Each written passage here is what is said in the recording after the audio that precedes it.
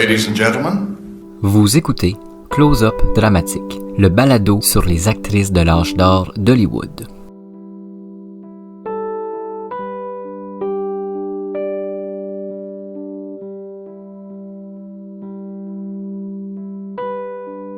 Le 10 juin 1937, la star Loretta Young annonce à la presse avoir adopté une charmante petite fille de quelques mois.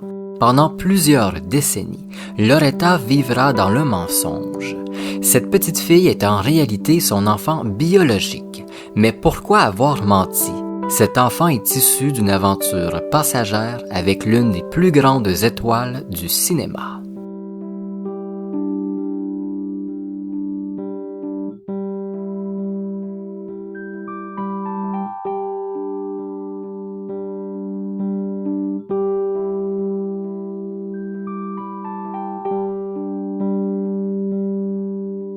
Jason Duval avec vous pour ce nouvel épisode de Close-Up Dramatique. Toujours très heureux de vous retrouver, mais je le suis encore plus quand je vous parle d'histoires un peu bizarres ou de faits inusités.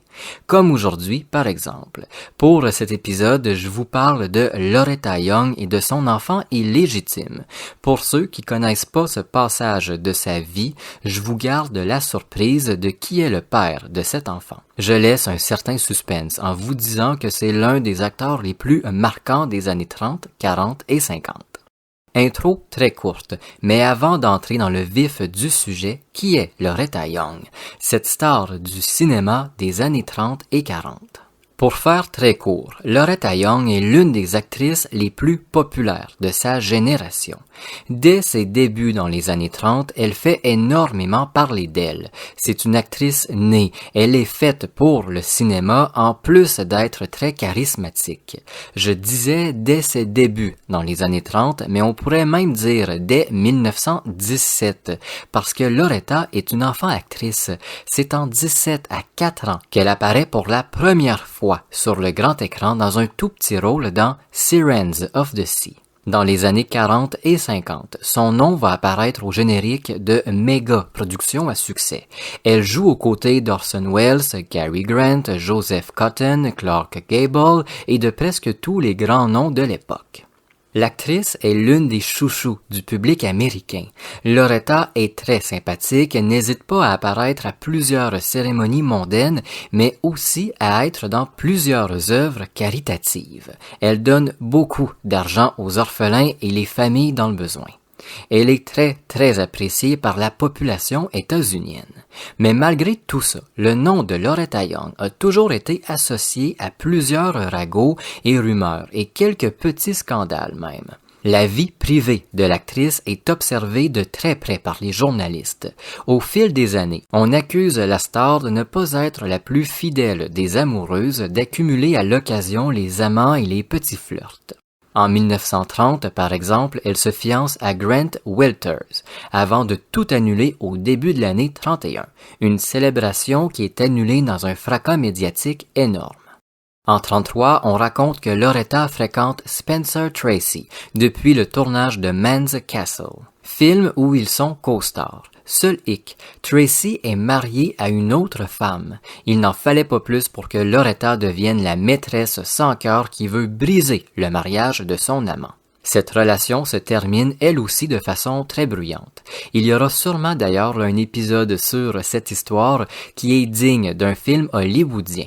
Il y a des lettres passionnées et d'adieux tragiques. Bref, il y a du contenu à faire. Vous l'aurez compris, Loretta Young, que ce soit au cinéma ou en privé, elle a été très souvent à l'avant de la scène, des années 30 jusqu'à la fin de sa carrière. Mais en 1935, on se demande où est passée Loretta Young.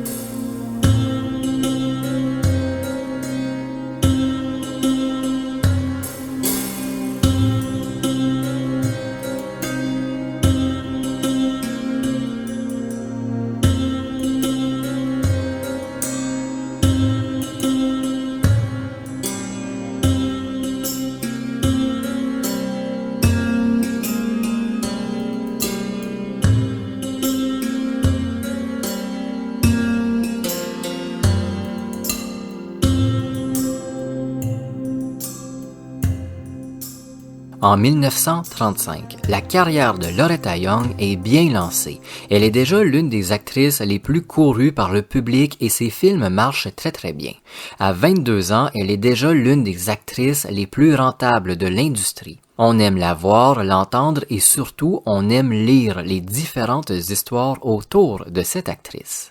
L'année précédente, en 1934, le film Born to be Bad, où elle est la star féminine, a fait beaucoup jaser puisqu'il a été refusé pas une, mais bien à 2 reprises par le code ACE, la censure américaine en d'autres mots. Le code ACE a accusé l'actrice d'être trop langoureuse, trop sensuelle. Elle a trop bien représenté le désir et l'envie des femmes. On a crié au scandale et on a voulu censurer. Quand on annonce que Loretta Young apparaîtra aux côtés de Clark Gable dans une nouvelle grande production, The Call of the Wild, on vient tout juste de finir de parler de Born to be Bad. Le tournage de The Call of the Wild enthousiasme énormément l'actrice. Elle jouera aux côtés de Gable en plus de vivre une expérience sauvage immense. On lui a dit que certaines scènes du film seront tournées en pleine forêt glaciale. Même si elle n'est pas spécialement attirée par ce genre d'aventure, elle est tout de même très intriguée et très intéressée à vivre l'expérience. La production commence et dès les premières répétitions, Loretta et Gable s'entendent très bien. Il y a une chimie qui se développe très vite. Ils passent de longs moments ensemble entre les scènes, discutent dans la loge de l'actrice avant les journées de tournage et se retrouvent le soir pour prendre un verre dans les restaurants luxueux d'Hollywood. Cette nouvelle amitié ne plaît pas du tout à la femme de Gable, Maria Langham, qui comprend rapidement que Loretta est en train de tomber sous le charme de son célèbre mari. Maria n'a pas tort. Rapidement, les 2 stars du cinéma commencent à entretenir une relation passionnée. Les portes de loge se referment et on y interdit l'accès. On prétend qu'il ne faut pas déranger l'actrice et Gable pendant leurs répétitions et derniers ajustements. Sur le plateau, on fait comme si de rien n'était. La relation intime entre les 2 acteurs est gardée plus que secrète, c'est un sujet tabou. On veut surtout éviter qu'il y ait un autre scandale. Je le rappelle, au moment du tournage et de la relation entre les 2 stars, on vient tout juste de sortir Loretta de la tourmente avec le code ACE. Au fil des semaines, des journalistes envahissent le studio et pour éviter tout accident devant eux, on engage une nounou pour Loretta. Le travail de la nounou est plutôt simple. Elle ne doit pas quitter des yeux ni d'une semelle la star. Ça peut paraître surprenant, mais à l'époque, c'est pas rare de voir ce genre d'employés dans les studios. On veut s'assurer que les jeunes stars, autant masculines que féminines, ne festoient pas trop entre les journées de tournage et qu'il n'y ait pas d'égarement entre les scènes. On veut éviter certains problèmes de boissons et de drogue comme on a pu voir dans les premières années d'Hollywood. Je pense à Barbara Lamar et à Olive Thomas, entre autres, qui ont eu des fins de vie très tragiques tourmentées par différents problèmes cachés. La nounou de Loretta sera très utile quand le tournage sera déplacé en milieu sauvage près du mont Baker à Washington. Pour une rare fois, on emmène toute une équipe de tournage loin de la ville, en pleine forêt et en plein hiver, en plus de 2 stars du cinéma pour tourner quelques scènes en pleine nature. Pour l'occasion, on invite certains journalistes et médias à faire le voyage avec le studio pour souligner et raconter l'événement. Une aventure qui, dès le début du voyage par train, s'annonce très compliquée puisque le train est bloqué et est obligé d'avancer très lentement puisqu'il se retrouve coincé au beau milieu d'un blizzard intense pendant plusieurs jours. Un voyage pas très reposant. On est en 1935, il n'y a pas de téléphone portable, rien. Si jamais il arrive quoi que ce soit de grave, le groupe est laissé à lui-même. La nounou s'assure pendant ces quelques jours coincés au milieu d'un temps capricieux qu'aucun journaliste ne remarque la relation entre les 2 stars. Relation qui est quand même pas évidente à cacher parce que les 2 amants brûlent de désir l'un pour l'autre. Une fois arrivé près du mont Baker, les conditions ne s'améliorent pas. Il fait super froid, entre moins 11 et 30 degrés, sans le vent qui souffle constamment. Les caméras sont rapidement gelées, ce qui fait en sorte que les scènes doivent se faire à une vitesse folle. À cette température, il n'y a pas seulement l'équipement qui gèle. L'équipe technique et les acteurs aussi. Sous leur manteau, on réussit à dissimuler plusieurs fines couches qui les gardent au chaud un peu plus longtemps. Pour une scène, on plonge Loretta dans l'eau glacée. On fait la scène en une seule prise. Lorsqu'elle sort de l'eau, Loretta est prise d'une crise de panique. Le froid était si intense qu'il a fait branler les dents de l'actrice. Elle a eu peur de perdre plusieurs de ses dents et de se retrouver sans accès à un soin d'urgence, étant au milieu de la vie sauvage. Il y a heureusement certains moments où le vent se calme et tout le monde en profite pour se détendre, pendant qu'il ne fait pas trop froid. Façon de parler, évidemment. Des moments que Loretta Young immortalise sur sa caméra personnelle où on voit un Clark Gable tout sourire et qui fait du charme à l'actrice. Vous aurez compris, même avec la surveillance d'une nounou, la relation entre Loretta et Gable ne peut pas passer totalement inaperçue. À Hollywood, la rumeur d'une relation torride entre les deux stars commence à circuler. L'actrice met un terme à tous ces ragots en répondant aux journalistes qu'elle a encore le cœur brisé par Spencer Tracy. Mais dans le train revenant à Hollywood, on aperçoit plusieurs fois Gable regagner son lit au beau milieu de la nuit après être sorti de celui de Loretta. Il n'en fallait pas plus pour qu'on raconte qu'à la nuit tombée, les deux amants se retrouvent pour consommer leur amour. Au même moment, sans avoir connaissance de toute cette aventure torride, la rumeur d'une relation entre les deux prend de l'ampleur. Même si l'actrice a tenté de démentir tout ça, c'est même devenu le principal ragot de toute l'industrie du cinéma et même de la culture en général. Une fois le tournage terminé, cette rumeur va pas se calmer, ce qui déplaît encore une fois évidemment à Maria, la femme de Gable. Elle n'en peut plus d'entendre toute cette histoire d'adultère concernant son mari, qu'elle sait charmeur, mais peut-être pas infidèle. Maria a alors une idée qu'elle propose à Loretta. Elle organisera une fête à laquelle l'actrice sera invitée, une soirée où la presse sera également de la partie. En venant à la fête en compagnie de Gable et de sa femme, Loretta fait taire ainsi tous ses ragots. En plus que pendant la soirée, Maria et Loretta se montreront très amies devant tout le monde. L'actrice passera seulement pour une amie très intime du couple. Mais coup de théâtre, Loretta refuse l'invitation de Maria. Pas parce qu'elle veut et aime que les médias parlent de la relation intime avec Gable, mais parce qu'elle vient tout juste de découvrir qu'elle est enceinte de l'acteur.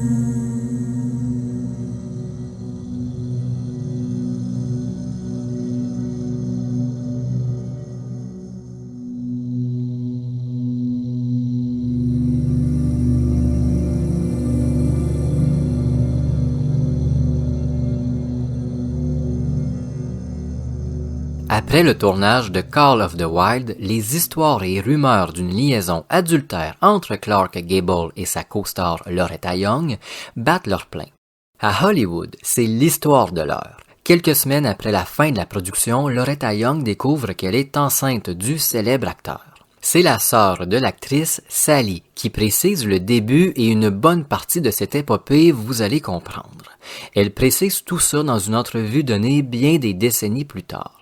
Selon Sally, elle aurait rendu visite à sa sœur et l'aurait retrouvée en pleurs, effondrée dans sa chambre. Loretta lui aurait alors expliqué que ça faisait 2 mois consécutifs qu'elle n'avait pas ses règles, en plus d'avoir eu d'importantes nausées. Et, faute grave pour une actrice à l'époque, elle a pris du poids et ne peut expliquer pourquoi ni comment puisqu'elle n'a rien changé à ses habitudes. Sally l'affirme, elle ne croyait pas aux rumeurs d'une relation entre Gable et Loretta. Elle aurait alors tenté de la rassurer avant que l'actrice lui avoue qu'il s'est bel et bien passé quelque chose avec Gable. Sally aurait tenté de rester calme, mais elle avait bien compris. Loretta était enceinte. Rapidement, la mère des deux filles, Gladys, est informée et organise un rendez-vous avec le docteur de la famille, Dr. Hallowman, qui confirme que l'actrice est enceinte et accouchera aux alentours du mois de novembre. Loretta, Sally et Gladys expliquent à l'homme que cette information se doit de rester secrète et que personne, absolument personne, ne doit être informé de tout ça. Le docteur Hallowman va garder le secret jusqu'à sa mort. On prend la décision de ne pas informer l'acteur. La mère veut que le moins de personnes possible en soient informées pour éviter une fuite. Du côté de Loretta, elle connaît les mécanismes de l'industrie. Personne ne doit connaître sa condition. Elle est dans l'industrie depuis plusieurs années déjà et sait très bien qu'elle sera forcée à avorter. Loretta a déjà entendu ce genre d'histoire avec Jean Harlow entre autres. Une pratique très utile pour les studios afin d'éviter, de possibles scandales, mais aussi de perdre une actrice pendant plusieurs mois, voire plus d'une année. En plus, l'actrice est très religieuse. L'avortement est un péché mortel. Elle ne veut pas avorter et se retrouver en enfer. Elle se doit de garder l'enfant. Gladys organise alors tout un plan pour garder le terrible secret de sa célèbre fille et tenez-vous bien parce que c'est quelque chose. Tout d'abord, Loretta terminera la production de 2 films pour lesquels elle a été engagée. 2 productions qu'elle fera à une vitesse hallucinante et qui impressionnera d'ailleurs les patrons du studio. Puis, jusqu'en juin 35, l'actrice apparaîtra à différents événements où la presse est présente. Elle expliquera aux journalistes qu'elle s'est imposé un rythme de travail effréné qui commence à la rattraper. Elle leur dira que, lentement, la fatigue la gagne. Le plan fonctionne assez bien puisque dans la presse on surnomme Loretta Young, la fille la plus épuisée de tout Hollywood. À la fin juin, la star part avec sa famille en Europe pour des vacances bien méritées. Là-bas, l'actrice se tient loin des journalistes et des événements mondains. À leur retour aux États-Unis, on cache la star, la grossesse commence à être évidente. Gladys prend alors la parole et explique que durant les vacances, Loretta a commencé à être très malade. Elle rassure cependant tout le monde. Ce n'est qu'un grand coup de fatigue. Loretta retrouvera les plateaux sous peu. Toujours dans le plan de la mère, la maladie et l'état de sa fille empirent au bout de quelques semaines et les médecins obligent la star à rester chez elle au calme pour se reposer. Gladys n'avait pas prévu dans son plan qu'en octobre, la presse s'interrogerait au sujet de sa fille. On écrit que c'est étrange que ce repos forcé survienne quelques mois après la supposée relation intime avec Gable. Mais Gladys a plus qu'un tour dans son sac. Elle fait appel au docteur Hallowman qui prend lui aussi la parole et affirme que Loretta Young est extrêmement épuisée et qu'elle n'est pas enceinte. Pour appuyer les dires du docteur, on invite la célèbre reporter Dorothy Manners pour un entretien privé de 20 minutes avec la star. C'est Gladys qui accueille la journaliste. Elle lui explique qu'elle n'aura pas plus que 20 minutes et que Loretta est dans son lit et y restera. Dans son lit, Loretta est entourée de dizaines d'oreillers pour dissimuler le ventre. Elle est quand même à 8 mois de grossesse. C'est pas clair si la journaliste a compris la supercherie ou non, mais elle titrera son article « La vraie vérité sur la pause forcée de Loretta Young ». Un court article où Dorothy explique que la star est réellement épuisée par le rythme qu'elle s'est imposé. Des journées de 18 heures entre répétition et tournage, en plus des nombreuses soirées auxquelles elle est invitée. L'accouchement approche à grands pas. On est au mois de novembre 1935 et toujours Gladys, s'arrange avec le docteur Hallowman pour que l'accouchement soit le plus subtil possible. L'actrice accouchera chez elle, dans une petite maison de campagne qu'on a emménagée pour elle. Pour ce faire, la mère et la sœur de Loretta bouchent les fenêtres avec de nombreuses couvertures afin qu'on n'entende pas l'actrice crier. Le 6 novembre 1935, Loretta Young donne naissance à une petite fille qu'elle nomme Judy. Le soir, Clark Gable est à la première d'un film. Il reçoit un étrange télégramme. Belle, yeux bleus, blonde, née à 8h15 ce matin. À la lecture de ce télégramme, Gable aurait souri et dit que c'est Loretta Young qui lui souhaite un bon visionnement, avant de déchirer le télégramme et de le jeter. Pendant plusieurs semaines, Loretta Young restera loin des journalistes encore.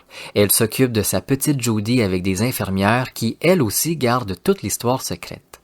À la fin de l'année 35, début 36, Judy est placée dans un orphelinat pendant que l'actrice recommence à apparaître publiquement. Le 10 juin 1937, la star annonce avoir adopté 2 petites filles de 4 ans et de 23 mois. Puis rapidement explique que la plus vieille a été reprise par sa famille. Elle présente à la presse Judy, sa fille adoptée. Un dernier coup de théâtre orchestré par nul autre que Gladys, bien sûr. Après les années 30, on ne va plus vraiment s'intéresser à l'histoire passionnée possible entre Clark Gable et Loretta Young. Bien que dans le milieu du cinéma, on raconte que Judy est la fille de cette union. D'autant plus qu'il y a un air de ressemblance entre l'acteur et Judy.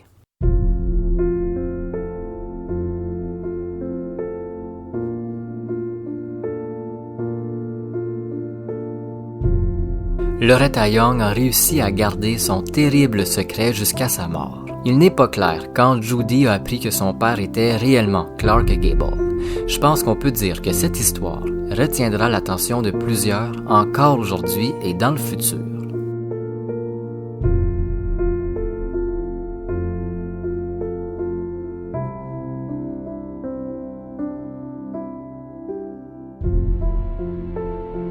Merci d'avoir écouté Close-Up Dramatique. Si vous le voulez, vous pouvez laisser une note à cet épisode ou même au balado, peu importe la plateforme d'écoute.